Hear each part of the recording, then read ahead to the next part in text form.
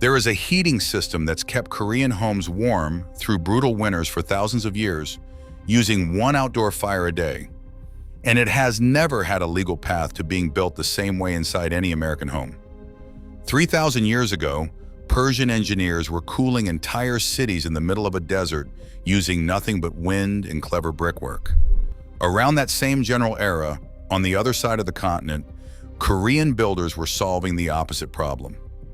Winters on the peninsula can drop to negative 20 degrees Celsius, and the answer they landed on doesn't run constantly, doesn't need electricity, and doesn't require anyone to wake up at 3 in the morning to feed a fire. It's called Ondol, sometimes gudeuljang, and once you see how it works, the engineering is almost insultingly simple. The fire itself sits outside the living space in something called an agungi, often built right into the kitchen, so the same flame that's cooking dinner is also heating the house. From there, smoke and hot air travel through a maze of channels cut into the underside of the floor, called gorae. The doorway into those channels, the bulmak, isn't built wide open. It's sized deliberately small, just large enough to let smoke through without letting it back up into the room or letting the fire spread where it shouldn't. The channels themselves run at a slight angle, sloped so the smoke drifts on its own toward a chimney at the far end of the house instead of pooling. Flat stone slabs sit on top of those channels, called gudeuljang, and they soak up heat as the smoke passes underneath. Clay seals the gaps. A layer of oiled mulberry paper, hanji, covers the whole surface, waterproof enough to sit on, which is exactly what an entire culture built itself around doing on the floor instead of in chairs. There's a side effect nobody designs for on purpose. The same channels that keep the underside of a Korean house warm also keep it inhospitable to rats and insects, since smoke seeping slowly through the ground does a decent job of running off anything that might otherwise nest down there. Compare that to a Western fireplace or wood stove. Light one and you get heat for exactly as long as something is burning. The second the flame dies, most of that warmth follows the smoke straight up the chimney and out into the night. The Romans ran into the same problem and solved it almost the same way, with something called a hypocaust, heated floors built mainly into public bathhouses rather than private homes. That system disappeared along with the empire and didn't get rediscovered in the West until the 19th century. Ondol never disappeared. It just kept working, generation after generation, while a nearly identical idea on the other side of the world had to be reinvented from scratch. How old is old here depends on which version you mean. Archaeologists have found floor heating features at a Neolithic site in Sanbong, in present-day North Korea, dated back roughly 5,000 years, the number that gets used in headlines. The more recognizable channel-based version most people picture didn't show up until the Bronze Age, somewhere around 900 to 800 BC, with the full room design developing later still during the Goryeo dynasty between 918 and 1392. By the Joseon dynasty, the floor itself had become a social map. The spot closest to the agungi, the warmest seat in the room, was reserved for elders and guests, a hierarchy written directly into the architecture rather than just into custom. If you are still watching, kindly hit the subscribe button. This channel exists for systems exactly like this one, so if that's your kind of rabbit hole, subscribing means you won't miss the next one. Now let's continue. The most famous surviving example sits in a temple in Gyeongsang Province, a room called the Ajabang, built by a monk named Damgong more than 1,000 years ago. The story passed down is that one heating kept it warm for 100 days. The original burned during the Korean War. A 1982 reconstruction, built with modern tools, only manages 10 days in spring and fall, 3 days in the depths of winter. Nobody since Damgong has matched the original. It's not a hack. It's not a trick someone is selling you on this channel. It's an inheritance, passed down by people who needed it to work because the alternative was freezing. The system did cross the ocean once, just not in the form you'd expect.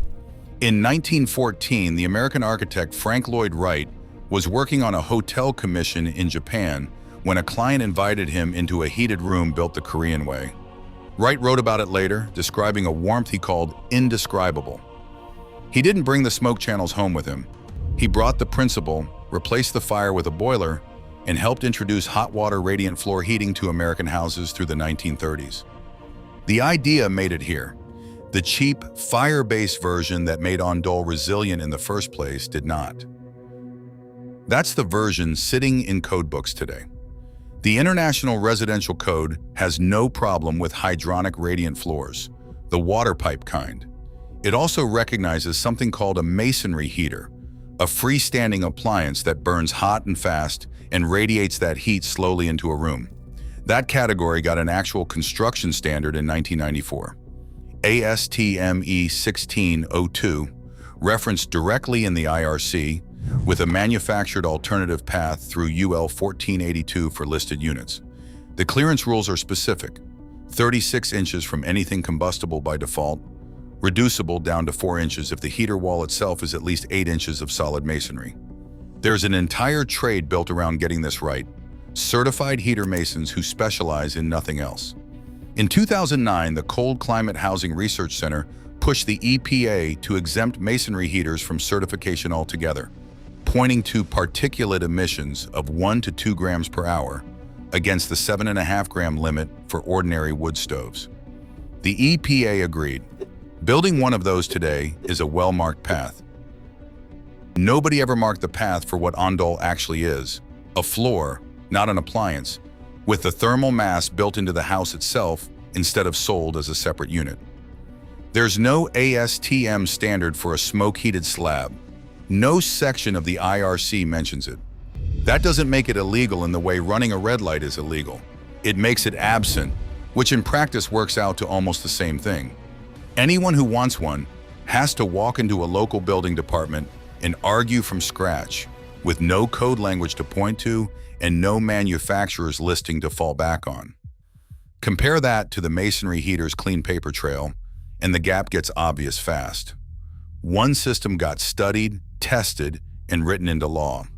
The other just got left out of the conversation entirely, not banned so much as never invited. Insurance treats it the same way. People who build wood-fired thermal mass systems in the United States report the same thing over and over. An outdoor wood boiler gets a better rate than the same heat source moved indoors, and plenty of insurers won't touch a policy the second they hear rocket mass heater, the closest American relative to Ondol, a hot, fast fire running its exhaust through a thermal mass. One forum thread among builders put the actual fear plainly. A lightning strike hits the house, the insurance company's inspector pokes through the ashes afterward, finds a homemade thermal mass heater that was never permitted, and the whole policy gets voided over a fire that had nothing to do with it. The two systems aren't identical either. Rocket mass heaters burn hotter by design, hot enough that putting one under an Ondol-style floor would likely make the tile too hot to stand on. Traditional Ondol runs at regular fireplace temperatures, sized so the floor warms up without cooking anyone walking across it. It's the gentler of the two systems, and somehow it's the one that never got a foothold. Korea didn't keep the original version either. Heavy wood used for Ondol contributed to real deforestation across the peninsula from the late Joseon period through the 1950s and 60s. Firewood gave way to coal briquettes, which solved the wood shortage and created carbon monoxide poisoning in enough homes that it became a genuine public health problem. By 1962, hot water boilers built around the same floor layout replaced the briquettes for good, keeping the warm floor culture and removing the smoke entirely. Today, more than 90% of Korean homes have some form of radiant floor heat, and almost none of it runs on fire. There's one place the smoke version might still make sense, and it has nothing to do with where people sleep. Greenhouses don't need to meet residential code, and a greenhouse with a single evening fire keeping the soil and air above freezing through the night solves a real problem for anyone growing food off the grid, with no electricity, propane, or fuel delivery required to keep it running. It would also work as a backup system behind whatever else is already heating that greenhouse, which matters more than it sounds like the one winter the primary system fails. Nobody seems to have actually built one and documented it. If you've seen an Ondol floor under a greenhouse anywhere, that's worth a comment below, because it's a gap in the public record that's surprisingly hard to fill. A lot of what gets covered on this channel costs less than what replaced it, works exactly as described, and got left behind anyway. Not because it stopped working, but because nobody ever wrote it into a code book. Ondol is one more entry on that list, and if that's the kind of thing worth knowing about before the next one shows up, subscribing is the easiest way to catch it. The room in Gyeongsang Province that can still hold heat for 100 days isn't a relic because the idea failed. It's a relic because the paperwork never caught up to it.